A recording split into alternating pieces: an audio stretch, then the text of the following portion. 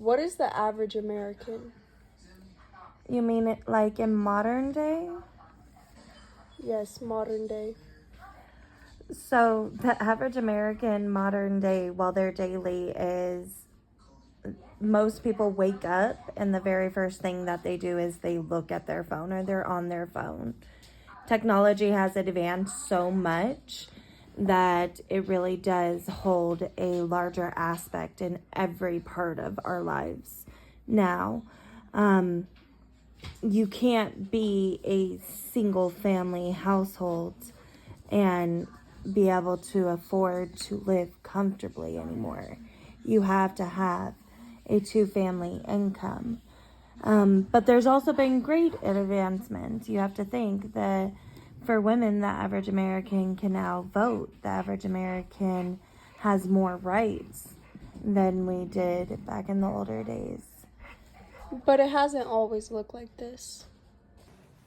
All right, Joe, so the average American in the 1770s, what exactly did that look like for the average American? Well, in the 1770s, these were people coming from England, primarily coming to the United States. Well, at that point in time, it wasn't the United States yet, it was the British colonies. They were trying to get away from religious oppression upheld by England's government. Somebody always trying to oppress somebody. Mm-hmm. And with that being said, like the 1770s, is there anything major that happened during that time? Yes, so that is when the establishment of the United States did happen on July 4th, 1774. Yeah, independence. Yeah, America declared separation from Britain rule. And what did that cause for us, though? That caused war. We had to fight in order to separate ourselves. No, there was major taxes on the British colonies, and then they weren't allowed many trades. They weren't allowed to trade for themselves. It was all under British rule. And the American people, they felt they wanted to separate themselves.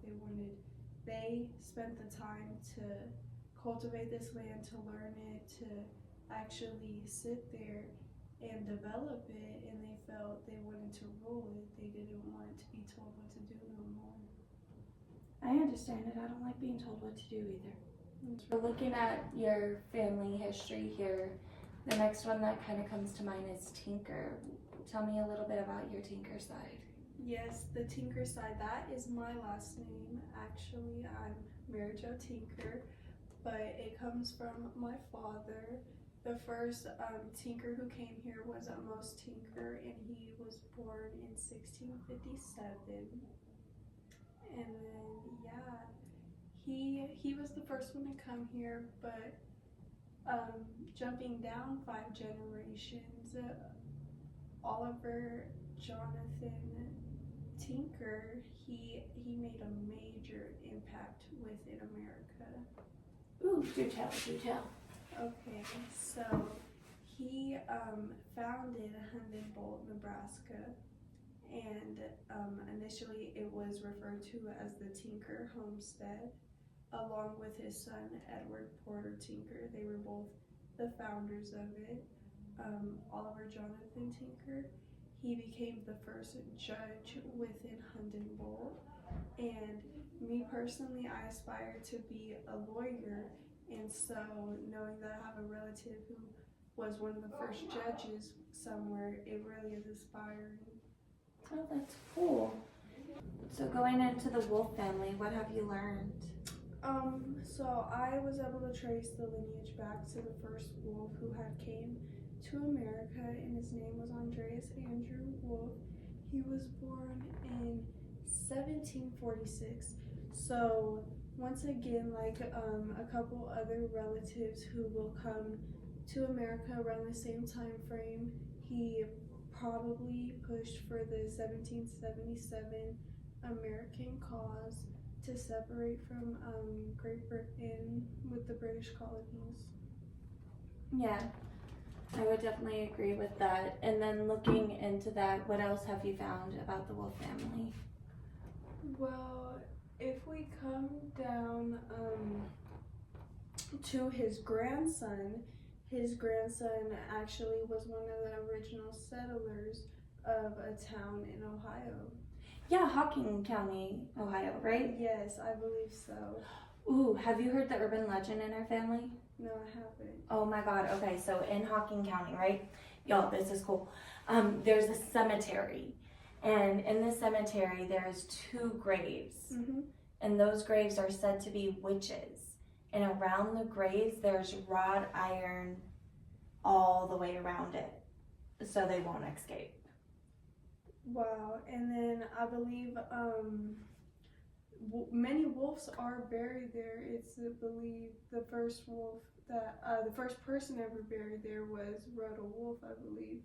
Yeah, it was. The whole cemetery is actually called Wolf Cemetery. Yeah, That's so cool. and it's believed that the wolves themselves are witches. No. Yeah, it is. On actually both sides of your family, it's said that like we have people who got a little bit of a feeling. Yeah.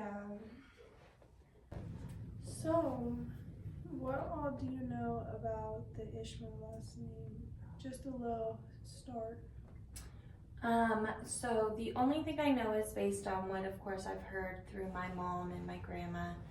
You know, my grandmother's father was an Ishmael. He was actually Lynn George Ishmael. He was married to Evelyn. Ishmael is what I knew her as. But Evelyn Ishmael, who was my great-grandmother, so they were my great-grandparents. I knew actually Grandma Evelyn. I was very close to her when I was a younger child. She died when I was about 5, if I remember correctly. Amazing woman, 5 foot nothing, so short, but that is probably one of the toughest women you'll ever meet. There was a magazine article on her because she was a female logger when there was no female loggers. Yeah. And So, let's start back when the first generation of Ishmaels came here. The first generation was Benjamin Ishmael. Do you know much about the origins of the Ishmael last name? I don't know much on the origins. I do know that we were, if you're saying about the 1700s, we were one of the first settlers, if I remember correctly. Yes, he probably fought for the American cause at that point in 1777. I'm pretty sure, and I think we were farmers. Yes. He did produce some agriculture up in New York. Okay, yeah, see, I knew we came from the East Coast. Ohio area, I think, at some point. Yeah, that was later on. Yeah, I don't really know much outside of that. I just know the newer generations more. Do you know what the last name means? I do. It means God hears. God hears. Lynn George Ishmael. Yeah, he's an interesting character. Yes. Let's jump back a little bit to his grandfather, Alexander Kenneth Ishmael. Oh yeah, he's kind of a black mark in the family history. He abandoned his son, essentially. Yeah, I was reading George Dewey Ishmael's oral history, and he had mentioned that his father had left, and I looked more into it. His father had moved from out here in Nevada to Los Angeles in 1905, and then continued to have more kids. He had 5 kids total. George was the second. Yeah. I knew that his father had left because he did some amazing things here in Nevada. I know your grandma gave you a news article Yeah, she did. on him. You want to share with how awesome that is? Yes, well, I really love the news article, and we're going to get a little bit more into it once we go down a little bit farther. So, now jumping into the Carpenter last name. The first generation of carpenters to come here was Timothy Carpenter. He was born in 1665. His wife was of American descent. She was a lady of Oyster Bay, Long Island, New York. The Carpenter family initially stayed in New York for quite a few generations. His son, Caleb Carpenter, was the main patron behind the 1777 American cause. He really strove for what he believed for at that point in time. And then 4 generations down, Caleb Carpenter, he was the first generation of carpenters to leave New York and move down west to Utah. And then he was the first generation of carpenters to no longer reside within New York territory. He then moved to Utah. Luella Maybelle Carpenter had married George Dewey Ishmael, and that is how the Carpenter lineage is connected to me. Prior to that, Caleb Carpenter, his descendants had moved to Nevada and actually settled Beatty, Nevada. A couple years back, me and my family had took a trip, and we actually went to Beatty, in which there's an entire museum based off of my family and them settling the town. It was a very great experience. I'm very grateful that my grandmother and my mother had took me to actually see some parts of where my family did come from.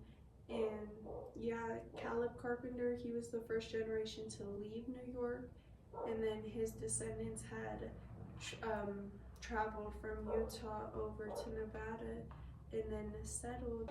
Anything else about the Tinkers?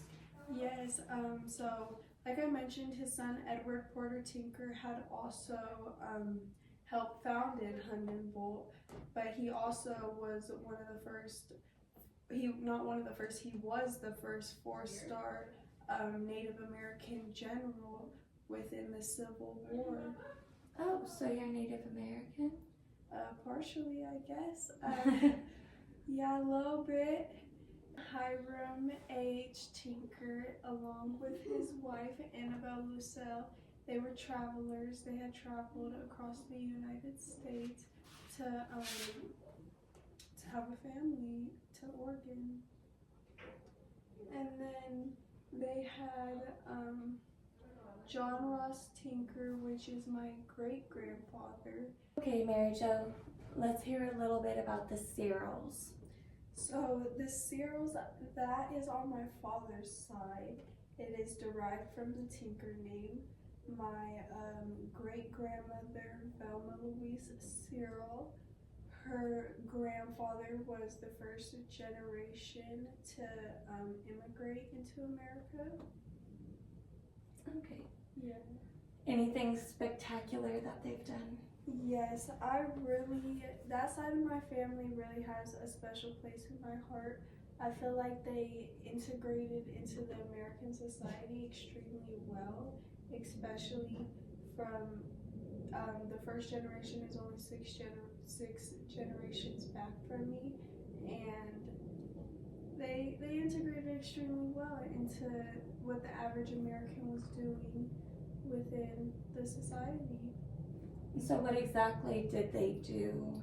So the first generation was a Charles Searle, and he came from money. He was initially born in Denmark, and the last name Searle, it means device, armor, and skill, and it became extremely prevalent in the Norman conquest of 1066. Is that how you say that? Mm-hmm. Yeah. And his son, Walter Hector Cyril, is where stuff gets interesting. Like I had mentioned, his father came from money. He ended up marrying his wife, Dora Ella Simmons, and she was a bootlegger during the Prohibition. So what's a bootlegger? So a bootlegger is the individuals who make the alcohol. So she was making and producing alcohol during the Prohibition when alcohol was banned. That's pretty cool. Yes, and Walter and her, they did this occupation together once they got married, and that did cause him to get disowned from his family, and so his father did not appreciate that at all. He didn't respect it, I guess you could say. Walter was just trying to make some money. He had a hustle back when hustles were hustling. Yeah, and he did eventually end up going to jail for it. I don't believe his wife ever did, but he did serve some time for bootlegging in the late 1920s. And then after that, him and his wife, they were farmers in Oklahoma in the 1930s. Okay. What exactly did they farm, do you know, or? I'm not sure exactly what they did do, like towards their agriculture, what they did produce, but what I do know is that at that point in time is in the Great Plains region, which Oklahoma is a part of that region. They were under the Dust Bowl. It was a severe dust storms that were ruining all the crops. They were torturing the animals, causing them slow deaths. People were forced inside their homes. There was dust everywhere. There was dirt piling outside. It was almost impossible to actually go to the nearest town to live an average day-to-day life. It wasn't something you could do. Oh wow, that's crazy. That sounds like the world was fighting against them. It was. The farmers the farmers on this land was actually warned multiple times prior to farming on this land that they shouldn't, because the land will revolt. And that's exactly what it did, I guess. Yeah, initially they were warned by the Native Americans who did inhabit that land, and then people, retrospectors, people that came to check out the land to see what conditions it was in, the first and second group of people who went, both said the land was not in condition to farm and produce any form of production. Agriculture. Yeah, any form of agriculture. And then they were warned once again by the third group, and they continued, and it led to what exactly they were told was going to happen. Kind of sounds like they should have heeded the warnings. Yeah, and many people did not believe that this was something that was actually going on within this region. The government was not actually taking it as serious as they should have, until the president at that time was having a conference in New York, and the dust storms actually reached New York City in that moment when he was having a conference. And the people realized this really is a serious thing. And it led to them buying the cows and horses and stuff like that, chickens, for very cheap prices. But at that point in time, it was the Great Depression. Anything was something. Yeah. The animals were going to die regardless. Is there any other information you want to share about your Cyril family? No. That last name, they joined the Tinkers very fast. They didn't have much time within the United States as their own last name, but they definitely made an impact. They lived through some crazy stuff. Nice. So going from the Cyrils Where would you like to go? John Ross Tinker, he was in World War II, and he aided in creating the atomic bomb that concluded the war. Prior to World War II, this weaponry was never something that was accessible. It was not something that had been created yet. He was able to actually help and make that extremely damaging weaponry. Mary Jo, in the 1940s, you know, atomic culture came out. Can you tell me a little bit about atomic culture? Yes, atomic culture, it was the race to find a more powerful weapon, a bomb, to end this war, to end World War II. Okay. And where exactly did that happen? Do you know? It happened primarily here in Nevada, and then also parts of, I believe some of Utah, I know New Mexico, and maybe Arizona also. It was actually a lot in New Mexico. I know that Yeah, part. it was heavy in New Mexico, but in class we learned about it was also heavy here too. And my dad, he had told me about, I live right next to Nellis Air Force. We live right next to Nellis Air Force Base. And he said that they used to be able to watch them drop bombs like out on the field because we could see it from our house, but they no longer do that. No, I remember that too, actually. The atomic bomb, that was a really big moment when we were successfully able to actually make this weapon. And we had created two, Fat Boy and Little Man. They were dropped on Nagasaki and Hiroshima, Japan, and that caused that part of Japan to not be livable for generations. Mass devastation. This is the only time in history anything to this mass, any weaponry with this amount of power damage. It was a crazy moment. Yeah. You have to imagine it wasn't just us in this race. It was Germany. It was Japan. It was so many different countries trying to achieve it. Yeah, it was a race, and that's why atomic culture did become so prevalent. And when we did what we did because everybody else had left the war. Nobody was still in the war but America and Japan.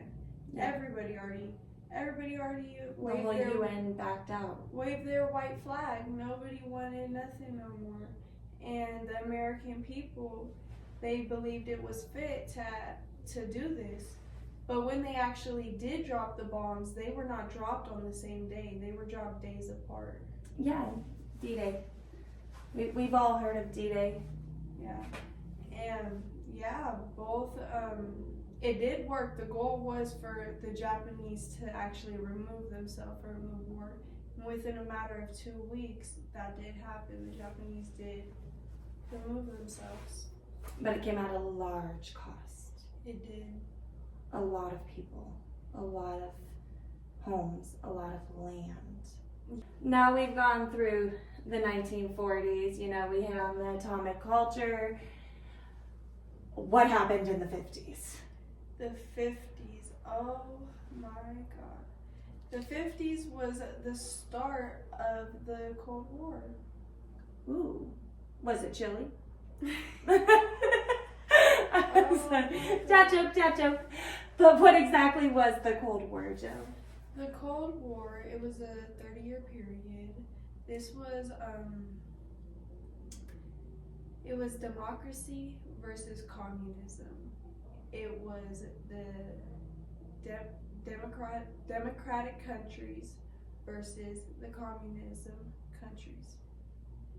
Everybody against everybody. But it was also wars but not being at war at the same time. It was a strange time. It was a strange time. And so, from my understanding of what the Cold War is, of course, is it was a lot of espionage, a lot of spies, a lot of I'm hidden here, you're hidden there. You'll never know who I am because I'm not going to tell you. That's not that that's a conspiracy. There was communism within America. There was spies trying to infiltrate. That was something to a sense.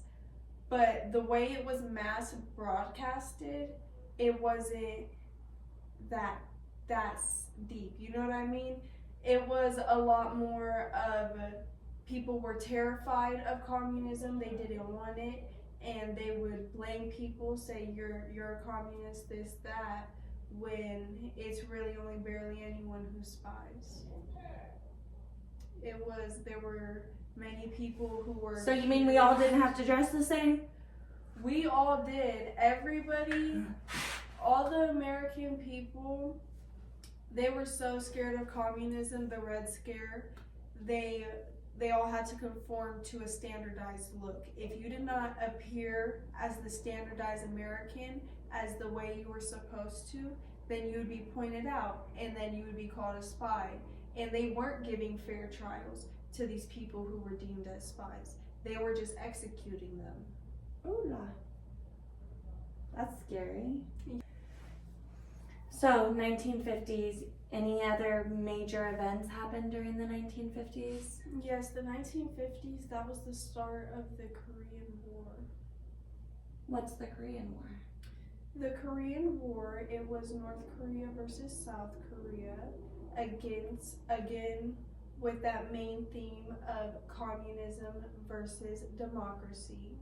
Okay. And yeah, the Korean War, American troops that were in support with South Korea, and then the Soviet Union supported North Korea.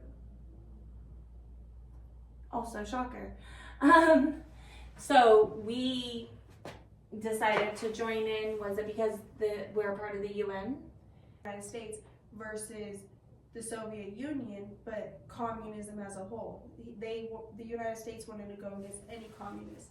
So this was like one of our first major times actually stepping in and helping another country and being a part of their war when it truly had no affiliations with us. It led to South and North Korea splitting to the way it is in modern day. Anything else, Faith? Yeah, the start of the Vietnam War. That was a long time period, and once again, the whole umbrella of the Cold War, it was North and South Vietnam, and America had ended the Korean War in we didn't end it, but we had stepped away from the Korean War in 1953, and the Vietnam War started a little bit later in the 1950s, but it didn't end until 1977, I believe. Okay. Anything else on the Tinker side you want to share? Yes, and then his son, John Walter Tinker, my grandfather, he served in the Korean War actually, and he was in high school at that point in time when the Korean War initially broke out, but he had went to war and then came back home and graduated high school because the war started in 1950. It ended in 1953. He didn't graduate until 1955. Oh wow, so he went to war, came back, Came home and graduated. What did he do after? After the Korean War, he continued his time within the army. He offered to go to Vietnam War, but he was never actually sent. And then in the 1960s, he had retired from the military and became a deputy police sheriff in Gaps, Nevada.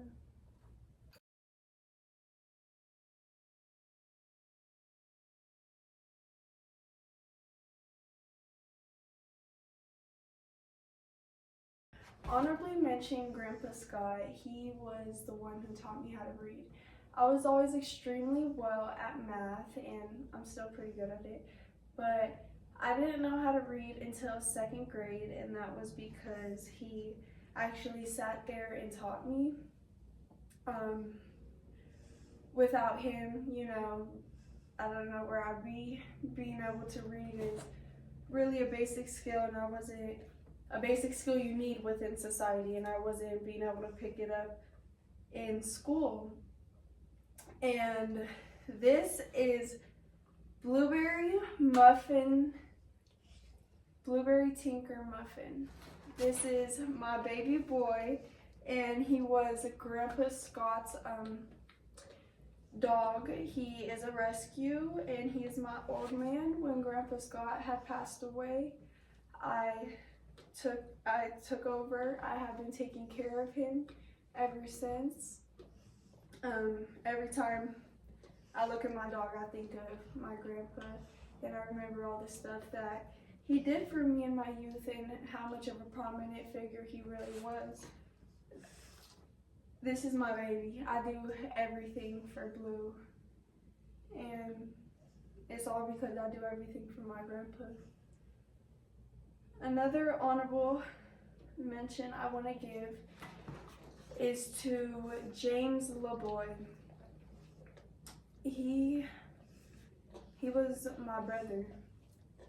He was the sweetest soul ever that you could ever meet.